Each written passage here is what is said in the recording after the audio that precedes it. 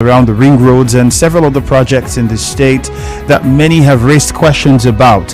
How important is impact assessment before these projects are carried? How important is the evaluation of these projects before they are carried out? How do they impact? What does the impact assessment even seek to accomplish? And how many times do we see the governments follow through with these assessments and the recommendations that come from these assessments? Well, all of that would form our conversation this morning with my guest, Ima Okas, Wike, an urban planner and member of State Government Evaluation and Assessment Team. Sir, you're welcome and good morning to you.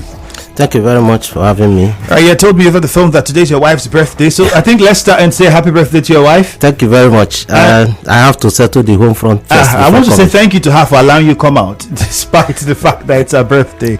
Thank you, and I wish her God's blessings. All right. On Facebook, you can join the conversation. We're streaming live, and we're asking you to tell us whether you think that the state government carries out and or follows the outcome of impact assessment analysis before projects are carried out.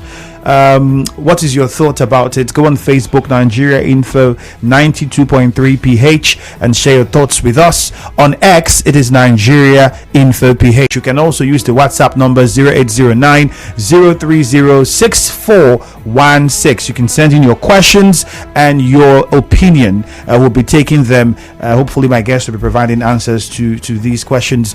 Okay, so Mr. Wike, let us start with the most popular project at the moment, which is the Ring Road project that has got a lot of people talking.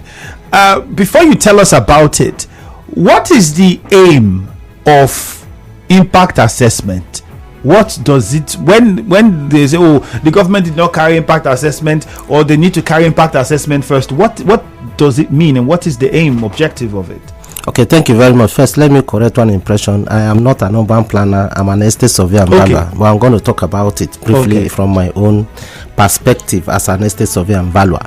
Now, when any project is being carried out, there is a law that states that the Ministry of Environment should be able to carry out the environmental impact assessment. The essence is that project of what impact economically, socially will it have on the people, on the society, and on the environment, both the immediate environment and the external environment. Of what impact will it be? Let's take the ring road, for example, that we are talking about. Now, the government has proposed a ring road from Port Harcourt to Obiakpo to Ikure local government to Eleme local government. Now, this place that the route will pass, of what impact socially is it going to provide for the people? Of what economic importance is it going to have on the people? Of what environmental impact is it going to have on the people? Now, it's at the end of the day, by using these indices, you should be able to know, fine, it means that we can go ahead and carry out this assessment, we can go ahead and carry out this project. But if you find out that the indicators are showing negatively, what it means is that you should not go on with that project. For example, you have a project that you want to, maybe you have a housing estate that you want to develop. Let's also continue with the ring road. Now, you have this ring road will pass through residential areas, it's going to pass through commercial areas, it's going to pass through communities. Now, let's take, for example, from Port Harcourt local government. It's going to pass through UTC Junction to Urala. From Urala up, it's now come to Obiakpo local government, where it passed through Rumonumene and Obogoro, then Ozoba. This road that is coming, of what economic importance is it? Is it going to help the business owners in this area? If the answer is yes, the government will say, fine, economically this project is viable. Now, what is social impact will it have on the people that will be staying in this place? Is it going to have easy access to their place of business and their place of residence? Yes, it's going to have that. Economic, environmentally, is there any way this thing will affect our environment to the extent that people can no longer stay there? If the indicator says no, fine. Then it means that the government will now go ahead and carry out that project. It's not every project that the government carries out assessments. Yes, that is what especially the one that are massive. It means that sorry to interrupt you. So you're a member of the evaluation assessment team. Yeah. Is this team only for the ring road, or is it a team that assesses the impact of every project that government wants to carry out? No. We are not. The government have the right to appoint any estate surveyor and valuer to assess the properties that will be affected by any project the government want to carry out. It does not mean that it's only this. We have over 200 estate surveyors and valuers. So it's a variation, different depending on what the government. Yes, it depends on whom government wants to award the assessments to. When the assessments are done and then the certain indices come up, is it mandatory for government to follow them? Yes, because like I said, there's a difference between the environmental impact assessment and the job that we are doing, which is valuation for acquisition. Our concern here is for us, the job given to us as estate surveyors and valuers are actually to assess those properties that will be affected by the ring road and advise the government on how much they are going to pay the property owners. It's different from environmental impact assessment. I only gave you an idea of what environmental impact. Right now, for the assessment, if you look at the impact of the ring road, would there be any suggestions you would make to the government? Because for some people, for instance, they think that the road should not be going through some of the places that it is going through. These places are populated to some extent. Some level of economic activities already have been ongoing there. So we would prefer that it goes through other places that doesn't have any of such that this place has now. So we can have, the development stretch to other areas and give people in those interior areas access to these developing areas. Yes, we do. That's why we are consultant to them. We do, and we allow government to take their decision. And again, before you get to the level of assessing properties that will be affected, it means that you have done your EIA, which is the environmental impact assessment. You have also done the route alignment. Now, let me give you an instance, just for the question you asked. Now, section 7 of this project, which is between Eleme and Neka. The government we have finished our first assessment. The estate surveyor and valuer there has finished his first assessment, and the government found out that there is an issue on that alignment. They have to realign the road, just like the question. It means that there are certain things that the government have seen that is not in conformity with the design of that road. This morning, yesterday, they've gone back to do another assessment in order to have that realignment done. So both the consultant and the contractor are to work together to ensure that they get the best for the government and for the people of the state. So your evaluation would be done based on what the design of the road is. Yes. So which means you've seen what the design of the road is like. Of course. Many people have asked and wanted to know, and efforts have been on to even try and get the Commissioner for Works perhaps to have a conversation and properly explain, especially for the design. So if you've seen the design, I think then you can tell us whether or not it carries. Some people have said, a road of that magnitude should have pedestrian walkway, should have proper drainage, should have what exactly and what is the road going to carry? And how many local governments does it cut across? Well, the road from you have Port Harcourt local government, which is from UTC Junction up to Abakaliki to Ruala, then up to Azikiwe to Eagle Island.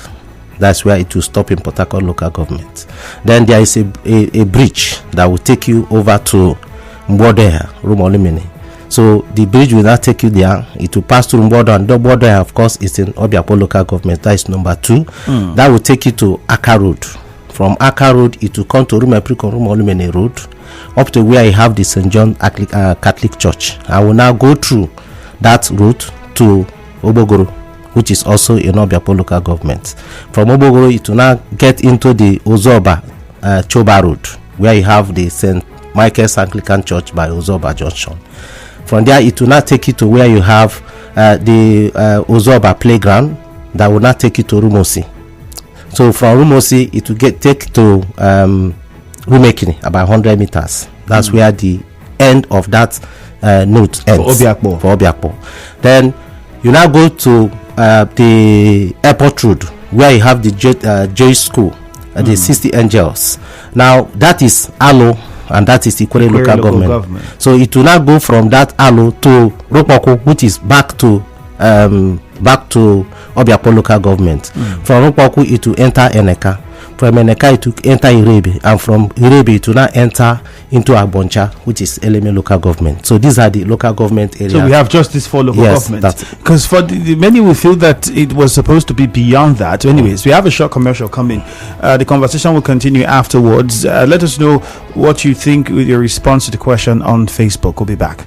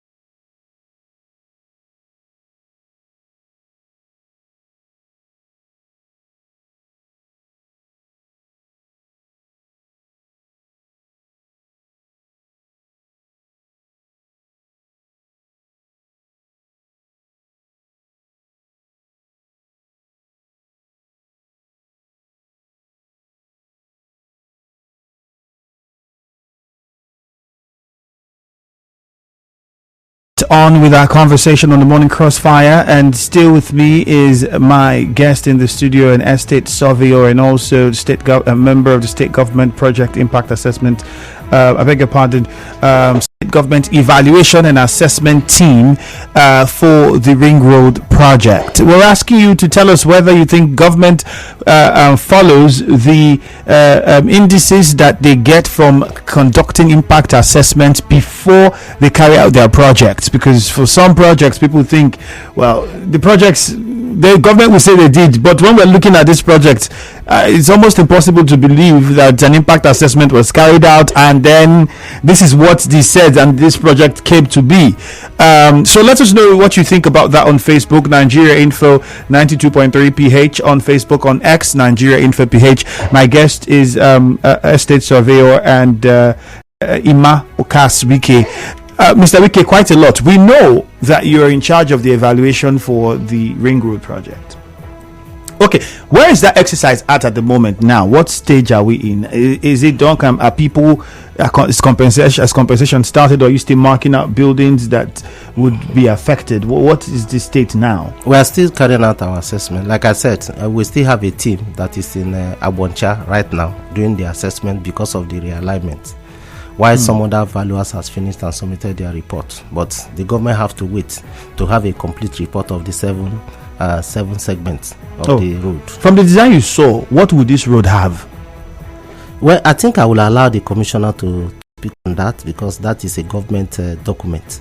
So I think I will allow the commissioner to actually, because he is more professional in that field, to give us the details of the road. But I can assure you that. But you think it's a fantastic design? Yeah, it is. I think it's one of the best that we'll have in recent times. All right.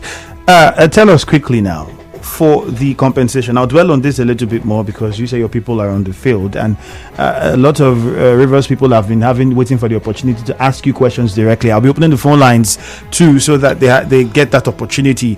But just respond to this for us quickly.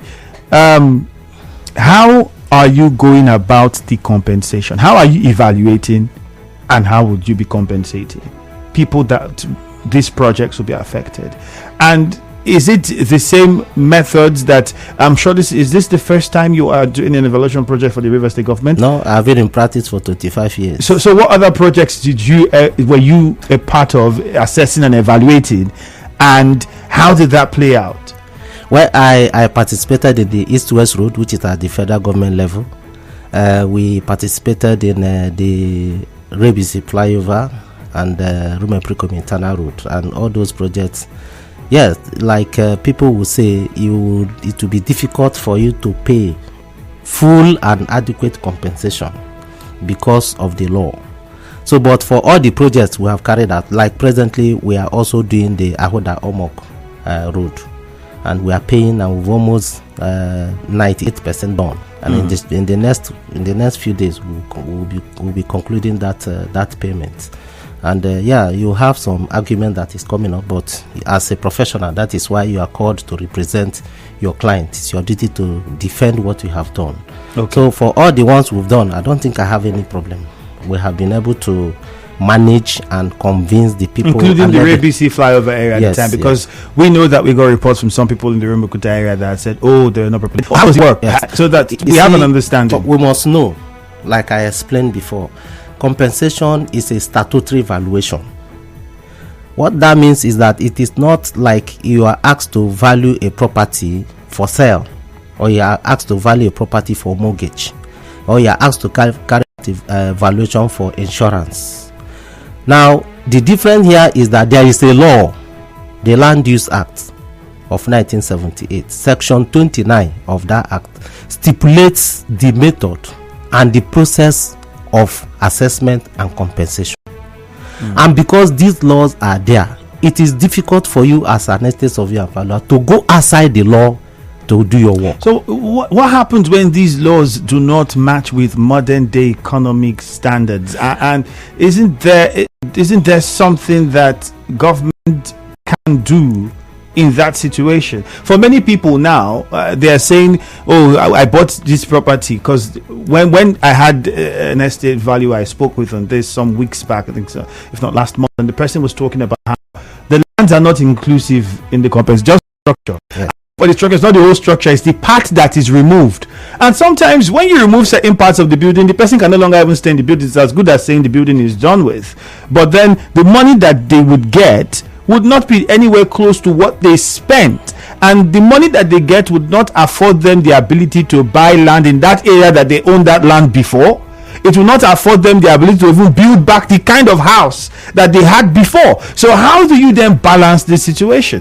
Yes, like I said before, compensation is the statutory valuation. And for us as estate surveyors and valuers, I'm the immediate past president of the Nigerian Association of Estate Surveyors and Valuers, and we have been on this matter for the past 10-20 years. During my tenure, we wrote a letter to the then Ninth National Assembly, and during the National Constituent Assembly, the last one under Goodluck Jonathan, the institution sent in a representative in the person of past president Emeka Ele, who actually made a presentation during that assembly and gave them reasons why the Land Use Act should be repealed and amended. But unfortunately, majority of members objected to it. And of course, in that situation, there is nothing you can do, so we are back to square one. Now, the reason why most people don't have adequate or fair compensation, just like the estate surveyor and valuer explained to you, is because the land factor is not included in the compensation. And also, let me also correct one thing. You see, when a property has been impacted, depending on the percentage of the building, there are places that like the River State government, once a property is impacted above 60%, you are advised to acquire all, because the remainder have nothing. Now, the legislation before the Land Use Act actually provided for these factors. Land was there, injurious affection was there, and severance was there. What does this mean? Is that for whatever property you acquire, like the green growth that is going on, let's take a shop owner at Ozoba. Now they are acquiring your property. If it is the public land ordinance, the land provided that within this period that this construction will go out, how much is this person going to lose in his business? And is provided in the compensation. It's included in the compensation. So a projection is done. Yes, a projection is done by an estate surveyor and valuer. You add the value of land, and you see it is also here that these things are done. Most times when we carry out job for World Bank projects, you don't follow the land use decree. They ask you, they have their own framework, and these things are included. But for us, once government is carrying out any acquisition, you must follow the law, because if you don't, it will become an illegal act. So for us, we think that the best we can do is to repeal the Land Use Act and amend same, especially section 29 and section 28. That will help us to now have a robust and a fair and adequate compensation that will be paid to the property owners. But most times it is the estate surveyors and valuer that carry the brunt, because it's assumed that it's you that are doing your job. Now, take the example like the estate surveyor and valuer gave. You have a land in Ozoba. You bought the land for 5 million naira. You developed the property for 20 million naira, which is 25 million naira. And that was about last year. And this year, the government is acquiring the property. The government is not paying you your 5 million naira for the land. And even the 25 million you spend for the building, you will not get. Yes, because they are going to use depreciated replacement cost. So what is that depreciation replacement cost? Depreciated replacement cost is like giving new for an old. What that means is that I am valuing this property. It's an old property, but if I want to rebuild it now, how much is it going to cost me? You understand? So you will now use the present cost of construction and depreciate to say, look, this property, this is the size of the property. That is number one factor, because there are three factors that you need to consider in depreciation replacement costs. You talk about the size, you talk about the cost of construction, you talk about depreciation. These are the three factors that you need to do. As an estate surveyor and valuer, because of our training, we are there to help. We are there to advise. We are here to make sure that the property owners get fair compensation, but we are limited by the law, and the only way out is for us to amend that law. I am happy as a person from South that we have a Senate president that is from the South, because most of these things, most of these acquisitions, especially by government, in the northern part of our country, their land tenure system is similar with what we have now. But our land tenure system before now is not same. How do you mean it's similar with what we have? Yes, it's similar because their land is being owned by the emirates or by the king or by the emir. And not the government. Not the government. But here before now. Okay. Now, we have individual ownership or individual land ownership. You have community land ownership. You have family land ownership. These are 3 land holdings that you have in the South. And what that means is that if you want to acquire my land as a person, you need to pay me compensation on my land, whether it is by inheritance or by purchase. But there, you don't buy. It's the emir that allocates the land to you. So when the land use act came, it's like a similar thing that they were operating in the northern part of the country. So most times they don't own the land, but here we do. So we need to also protect our people by seeing how this draconian law can be amended, because as it is now, it is not favorable to the people. And that's why, as estate surveyors and valuers, we have been advocating for the repeal of the Land Use Act and its amendment. All right, let's get onto the phone lines. I'm sure a lot of people have a lot of questions to ask. 0817-923-0003, 0817-923-0007. You heard him say, when assessments are done, the government should or must follow. But then, is it every time the government follows? Yes, you see what government the does. Government cannot do it with an assessment and say this is what the assessment says. No. The essence is that the government should have an idea of how much they want to pay. The essence of carrying out valuation is to give you that opportunity to say, I'm supposed to pay 10,000 naira for this particular property. Okay, let's give an instance. Like the environmental impact assessment was carried out for this project, the Ring Road project, and the government has seen that, okay, well, this would affect the businesses of a lot of people in these areas because people are already living here. They already have roads in some of these places that were mentioned that the road will go through, and instead, this is what, okay, would you say that an environmental impact assessment was carried out properly to arrive at the areas where the ring road is going to pass through that you have mentioned, which seem to be, for many people, already to an extent developed? Like I said before, I'm not speaking for the government, so I think I would like the Commissioner for Works or the government officer to answer that question.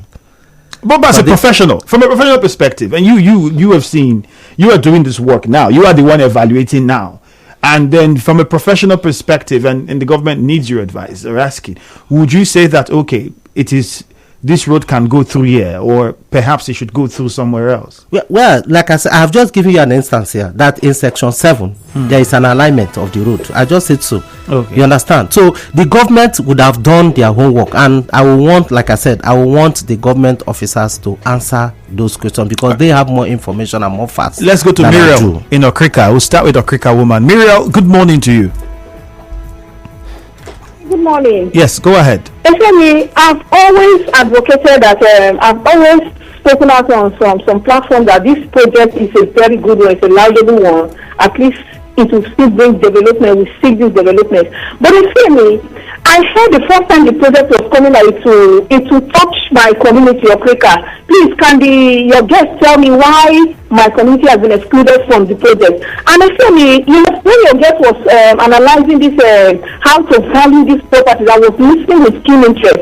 He said that they are going to value this property based on their depreciation and value, based on their depreciable value. Look, actually, this depreciation, it means that they are going to value this property based on its scrap value. In other words, there are some buildings there that were just built new. It's not as if these owners of this building encroached on government lands. They bought these lands legally, and government wants to use their land. Is it fair, to value these properties based on their scrap value, knowing that there are some persons that just built these properties, new buildings, some of them massive buildings? Is it not fair? When development is coming, it should not kill people, it should not make people so sad. Some people can even commit suicide. Do you know that some people have even used their pensions to build these houses, and it's just their last hope on how to survive? Is it not fair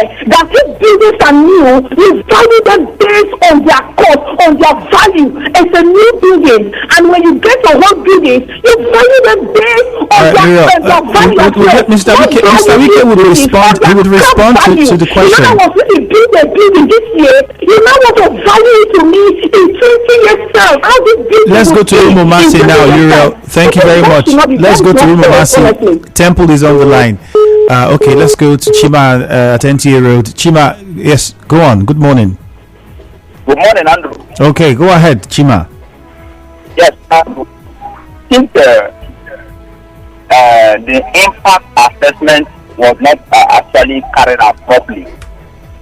Your guest actually was looking at the positive impact, but he did not look at the negative impact assessment. Because if you look at the negative impact assessment, you cannot put a ring road right at the middle of the town. I must tell you. Look, Andrew, I don't know if you have gone to Benin before. There's a ring road there. When you're driving toward that Benin, you are looking at the town. So it's almost outskirts of the town. So I think if a proper impact assessment was done, negative part of it, we should have not put that ring road. And I went to the other day. I look at where that ring road passed, and this is a highway. You are putting a highway in the town, right in the middle of the village. Honestly, a disaster is waiting to happen. I'm going to tell you, Andrew. You understand? So I think the government, they were looking at the gain start of it, especially allegedly what they are going to gain from this contract. You understand? They could not look at the plight of the people. You are taking over 2,000 people out of their home. You understand? So for me, I think we must look at the negative impact of this railroad. All right, Chima, thank you very much. Robin is in a chair. Robin, good morning. Good morning, my brother, friend Andrew. Welcome. You see, straight. Firstly, I will say that Section 43 of Nigerian Constitution, it provides that subject to the provisions of this Constitution, every citizen of Nigeria shall have the right to acquire and own movable or immovable property anywhere in Nigeria. Having established that, Section 44 follows to say, no movable property or any interest in any movable property shall be taken possession of compulsorily, and no right over or interest in any such property shall be acquired compulsorily in any part of Nigeria, except in the manner and for the purposes prescribed by a law. But among other things, A, requires the prompt payment of compensation. Therefore, and B, that is my concern, give to any person claiming such compensation a right to access for the determination. I'm not a lawyer. What that means, the person who has such property has a right to negotiate to protect his interest. Having said that, I think that you are doing well, your station is doing well, but bring lawyers to begin to give us interpretation, because I am aware that in Nigeria, any law made that is inconsistent to the Constitution of the Federal Republic of Nigeria shall be void and null. Therefore, again, what he analyzed from the point UTC and all what he has said, what he has told us today, is that a ring? Because I made that a ring is something that is circled. Is that a ring? And again, he has told us that an adjustment they made somewhere. But a contract has been given with a whopping sum of over 200 billion. We are adjusting it. The governor himself, His Excellency Sim Fobara, told us that that road is going to cut across 6 local government area. But what he's saying is 4 local government area. There's a lot of deficiency in that contract. And right, for Robin. me, your guest in the studio is an interested party. All right, let's go to Okonkwo now. Thank you, Robin. Okonkwo is in room. Okuta, quickly, Okonkwo, good morning. Good morning, brother. You're welcome. If I build my 2-story building with a sum of 250 million and somebody wants to destroy it and the person gives me 100 million, which is not up to the money I used to build another one, is it not against God's natural law? Is it not against God's natural justice? Why I'm asking is because God's natural laws judge every human being. including the lawyers and judges and magistrates that operate in the human course of law. So is it not can't we robust natural justice and by giving people exactly the value of their properties before we destroy them? So that's my question. It's not proper. Okay, Okonkwo, thank you very much. This one says, I will be amazed to hear the Rivers State government assess the impact of the two roads that were completed in Oyigbo, Old Aba Road, and Oyigbo Agbo in Chia Eleme Road. In both roads, we built well-built drainages empties into residential areas around areas, causing flooding. In fact, Graceland Avenue, Peace Estate areas near the Old Aba Road is filling up with flood waters. I hope the state government doesn't make such mistakes with the ring road. Tamono Itekena Dagogo Mienge says, my simple question is, should a ring road go through an existing built-up area? That's the question he's asking. This is comments from Facebook. We also have quite a few of them on WhatsApp. Good morning, Ifeemi. This is Sokari says, good morning to your guest. The truth is that there was no EIA for the Ring Road project. If there was ever anything close to that being carried out, it's just about now, and that is putting the cart before the horse. The said project has already been awarded before evaluation is being carried out. How is that done in a sane society? Good morning. Please help me notify your guest that there is a community after Ogbogu Road before you get to Ozoba called Rumukwachi. People should stop omitting that name in this Ring Road project. Thanks for understanding. Americana, you're just concerned that the roads to come do not sound like the road will not pass through that community. I guess you're from there. Good morning, presenter. The law favors the government. That's why the law has not been amended. So the man in your studio is only working for the government because of his personal gain. Victor sent that one in. Good morning. Please help me ask the roads in Oyigbo that will be built. We've heard so much about the Port Harcourt and Obiakpo. I didn't hear. I didn't get the question you want us to ask there. Good morning. Can your guest clarify the 6 local government areas the ring road transverses through? For them to be in LMA, it means if the road passes through Okrika, the team must have finished assessment by now. Michael in Okrika. So yeah, clearly you mentioned 4 local governments. I think even when the governor was talking, it was beyond 6 local governments. I think they were saying the original Oyigbo.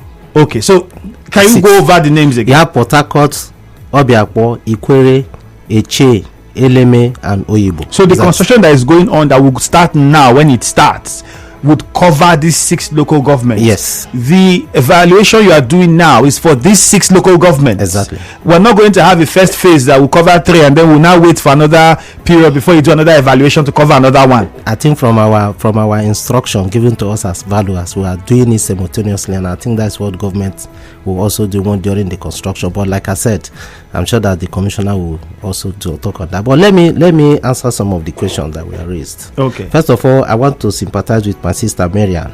That why is it that Okrika was not included? If you mention from the first the list that all the local government that was mentioned initially, these are the local government that were mentioned. But I remember that the former governor also said that he will need NDDC to also try to complement what these people are doing so that this particular road can also enter into Okrika. I'm aware that he said so, but for this particular project, these are the 6 local government area we are working. So it was not as if it was avoided.